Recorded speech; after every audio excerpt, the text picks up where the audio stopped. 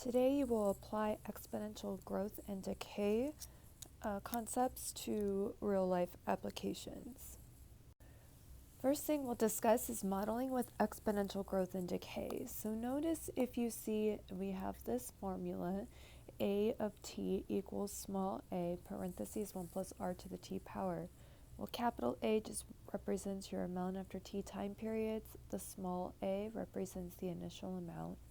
The r is the growth or decay rate written as a decimal, and t is the number of time periods. So that brings us to our first type of problem. So it states that we buy a savings bond for $25 and it pays a yearly interest rate of 4.2%.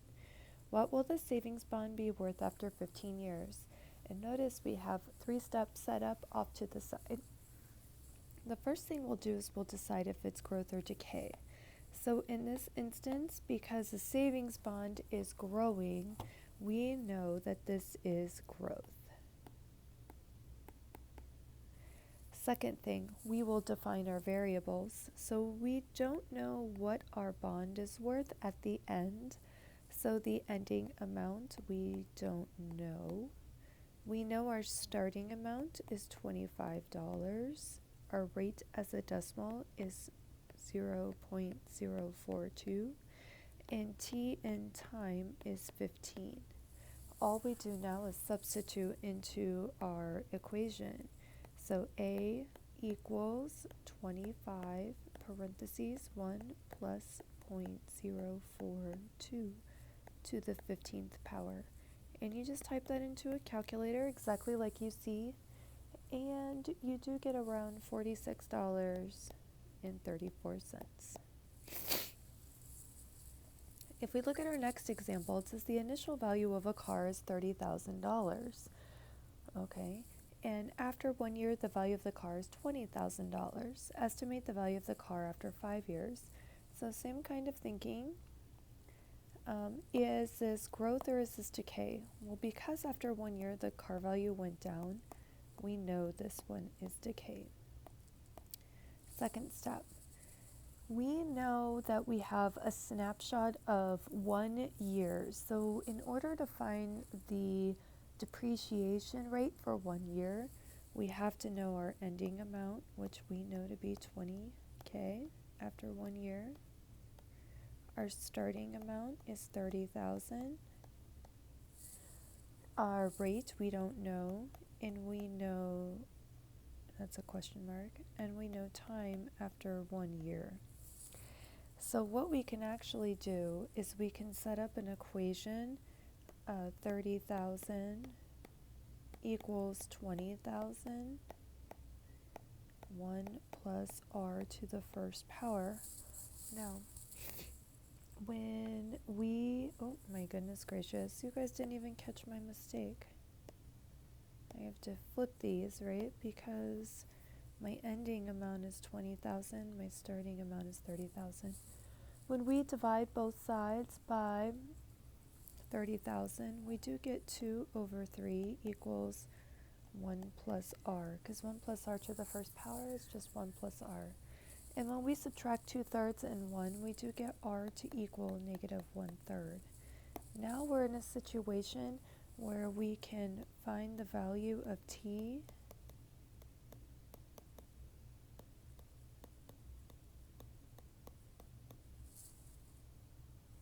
for t is 5 after 5 years.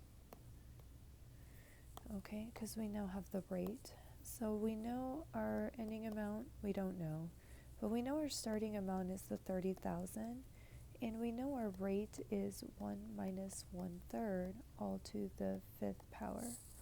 And we would just type that into a calculator exactly like we see, and we should get a value of around $3,950.62. So we will also look at some compounding interest formula. So this formula should look vaguely familiar from Algebra 2. And just like before, the big A is our ending amount, the P is our principal or the initial amount, the R is the rate as a decimal, T is time in years, and N is the number of times interest is compounded per year. Most commonly is annual, that's once, semi-annual twice, quarterly 4, monthly 12, weekly 52, daily 365. So suppose we want to invest $500 into a savings account that pays 2.5% annual interest compounded quarterly. How much will you have in your account in 5 years? Okay, so just like we did before, you can write out what your variables mean.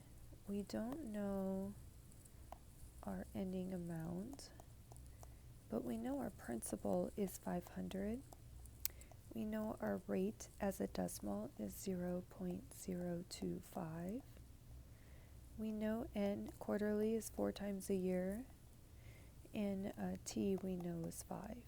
So all we do now is we plug our values into our formula.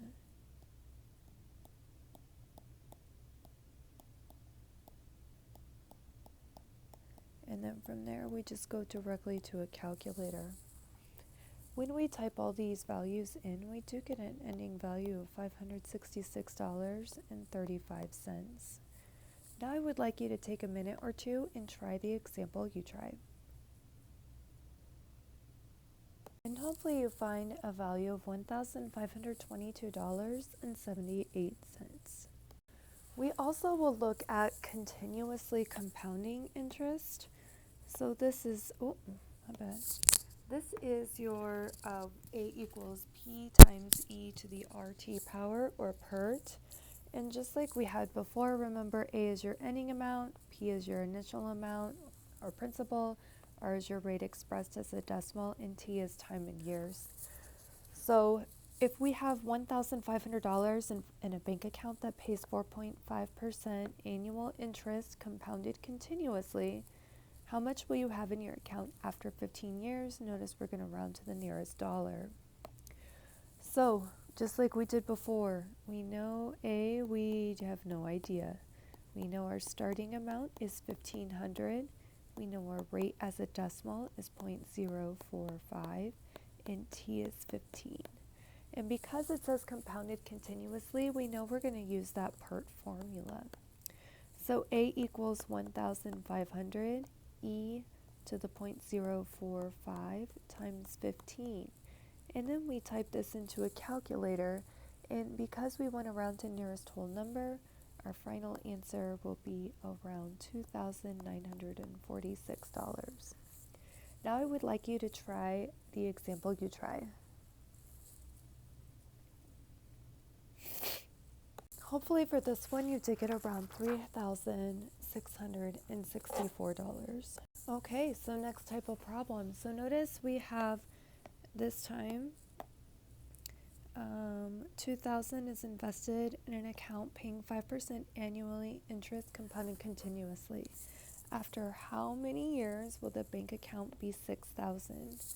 Okay, so because it says compounded continuously, that means we will use that PERT formula.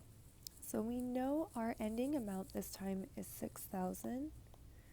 Our starting amount is 2,000. E to the 0.05, and we're looking for time because it says how many years.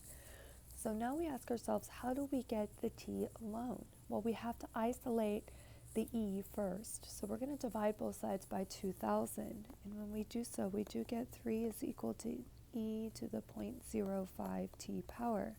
Now, what has base E? Well, we're going to natural log both sides.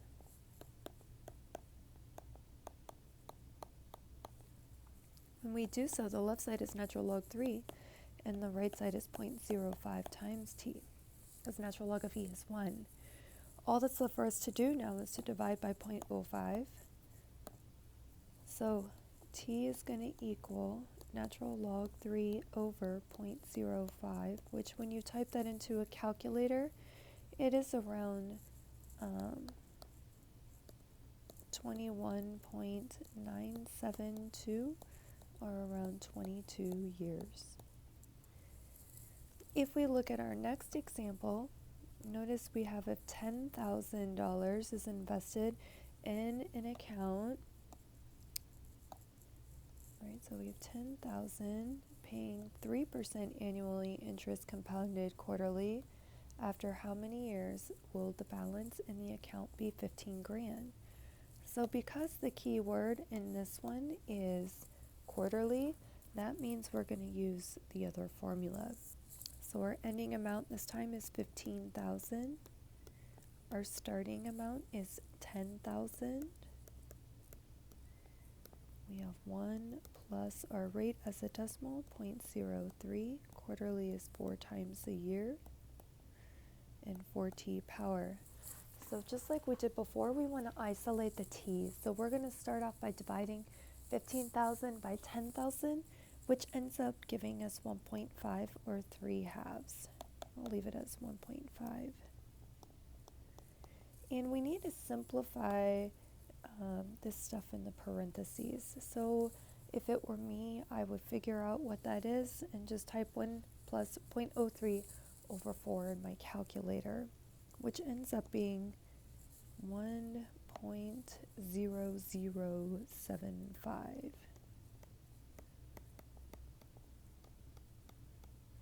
Now, to get that exponent to become large, remember what we did before is we had to do log of the base of the exponent.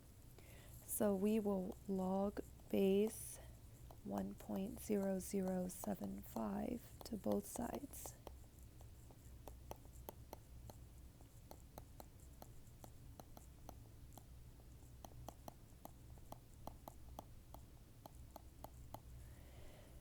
The left side remains the same. Nothing is going to cancel out. The right side is for t, okay? Now, remember, for us to approximate the left-hand side, we have to use the change of base because our calculator will only do either natural log or log base 10. So we can say log of 1.5 over log of 1.0075 equals 4t. And then once we evaluate the left side, all we have to do is divide by 4. And we do get t to be approximately 13.566 or around 14 years. And that's it. You are officially ready to practice.